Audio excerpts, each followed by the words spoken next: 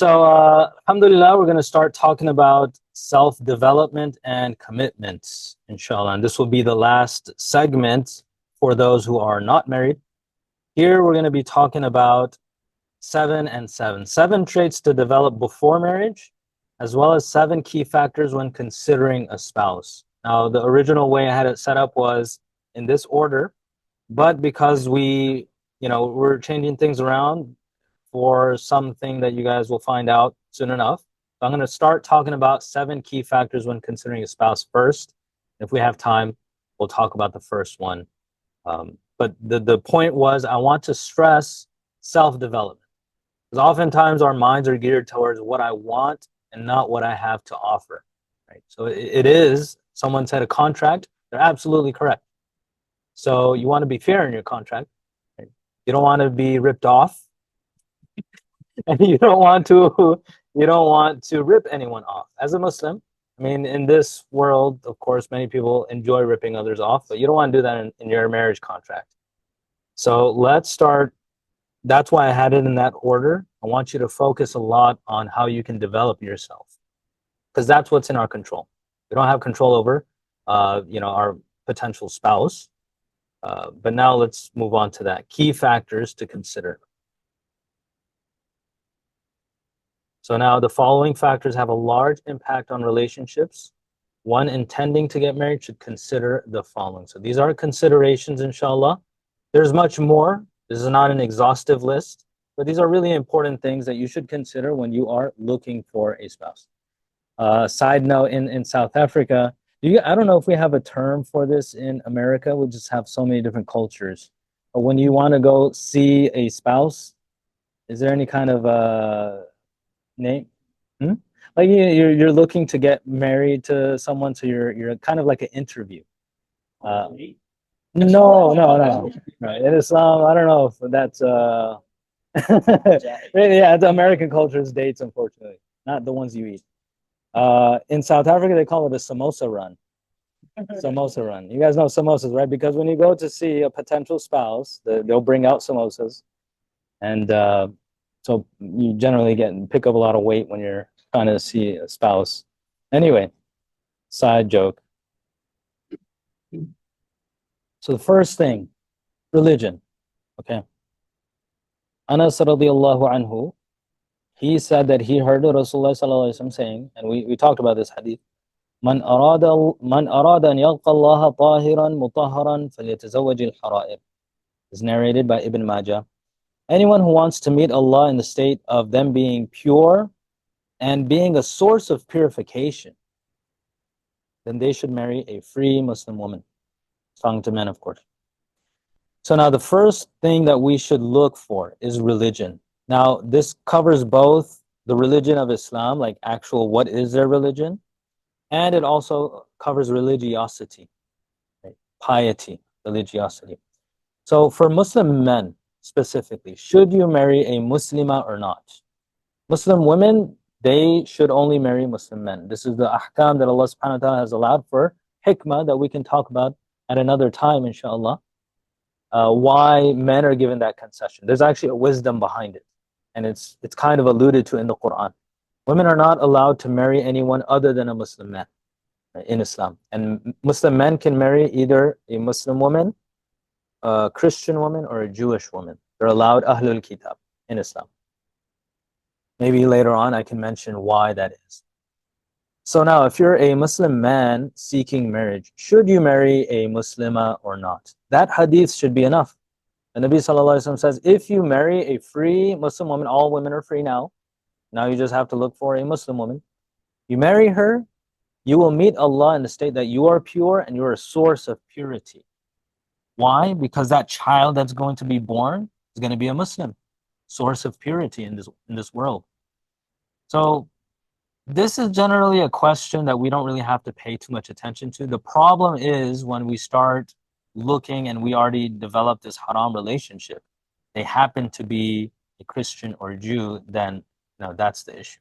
But if someone's thinking rationally and why would you choose a Christian or a Jew over a Muslim if there's nothing else being considered, right? So of course we should attempt to marry someone who believes in Islam.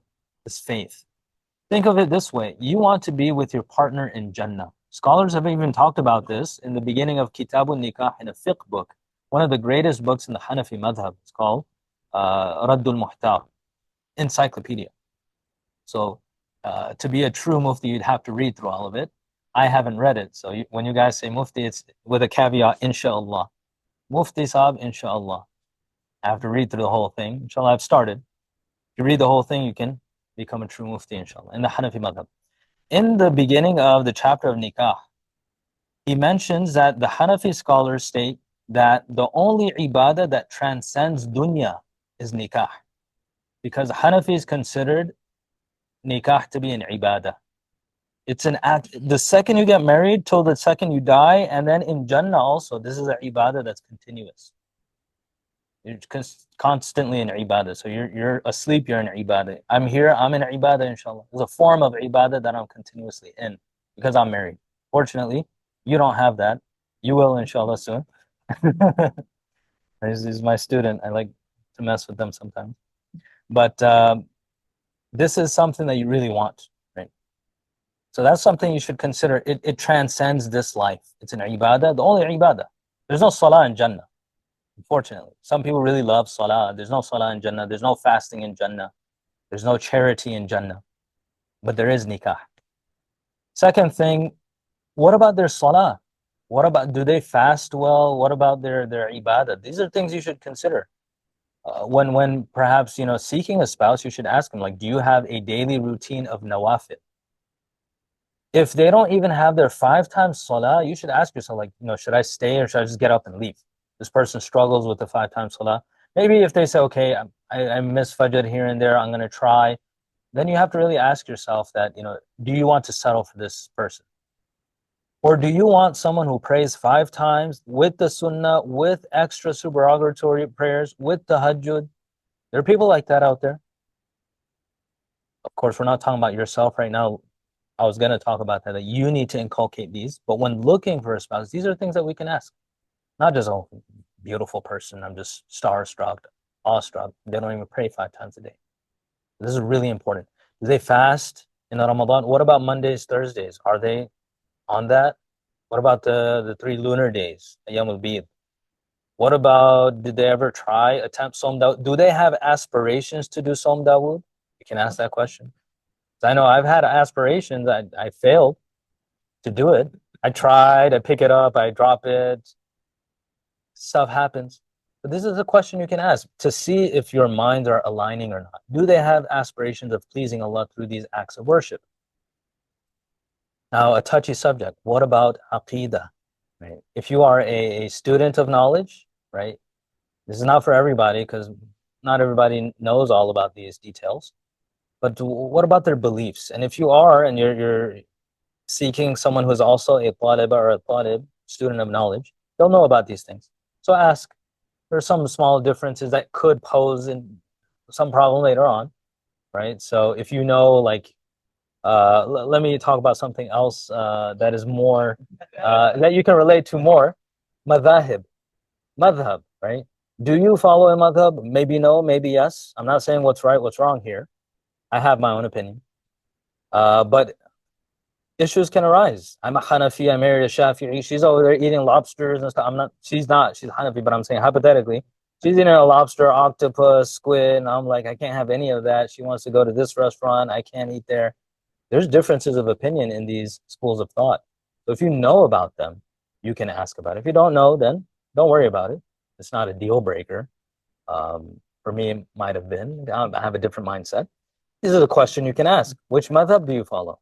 Hanafi, Shafi'i, Hanbali, Maliki. I made my own madhab. It's all valid. Not all of them are valid, but things you can ask. Do you eat halal food? Are you keen on this? What about this whole hand cut issue? Are you strict? Are you on the strict side? Are you on the lenient side? Get to know. If you don't ask, you're going to be so shocked afterward to see this person just eats Burger King all day. They're just like, oh, it's Ahlul Kitab. Okay, but I didn't know that. And they're not about to drop that, what is it called? The Whopper for you, or the Big Mac. right? If it's their habit, they're not about to drop that. So you should ask, right? Ask and you will know. And I say seafood because there's a seafood issue. A lot of people are going to come out to me. They get scared when I mention seafood. Hanafi Madhhab, I'm just going to say it clearly. We only allow fish in the Hanafi Madhhab. There's other seafood is not allowed in the Hanafi Madhhab. Dressing. How does a person dress? I have a friend, he told me when he is not really a practicing Muslim. So he was seeking a woman who doesn't wear hijab. He's a Muslim. He was seeking a woman who doesn't wear hijab. When he went to meet his wife, like, to it's like an interview kind of thing, not dating. He married traditionally. Samosa run, right? He went for a samosa run. His wife was, she had kind of a cultural scarf on, so it wasn't covering her hair really. It was on her head, it was cultural, and her hair was visible to him. He was like, all right, I don't have to ask. She doesn't wear hijab, great. He comes from a Western mindset. He gets married, and then she asks one day, what's your view on the hijab? And he was like, well, I don't really want you to wear it. And he was thinking she's asking because she doesn't want to wear it. So he's like, great, she doesn't want to wear it. I don't want her to wear it. No questions asked. And she was overseas. He brought her over to America, and she's a proper hijabi. Wears hijab all the time. Doesn't ever take it off. And he's just shocked. He's like, what? How? When did this happen? She was like, I was told by my parents that, when someone comes to see me, I have to show my hair a little bit. But I've always worn hijab, and I'm uncomfortable not wearing it. So for him, he got what we would want, but he doesn't want it. If he asked the question, then he would have got that answer. So sometimes it may seem a certain way. It might not be that way. You should ask, do you wear hijab? What about niqab? You can ask that. You don't need a yes. I mean, I'm not saying any kind of yes or no here. I'm just presenting that question to you that you can ask perhaps. Sister can ask the same question. Do you wear thobes? Right now you're wearing a suit and tie and stuff like that. I like, for my husband to sometimes wear thobes. Or maybe I like the shalwar kameez, the one that's like cut on the side. Or I like dashikis. So you need to wear a dashiki. Or I like the bisht. I want to see my husband wearing a bisht. You guys know what the bisht is? I'm going to shout out our deputy imam. He can display what a bisht is, inshallah. I wear one here and there. But yeah, she wants to see her husband wearing a bisht. So these are things you can ask. Beard, right? So did you just grow this beard to meet me?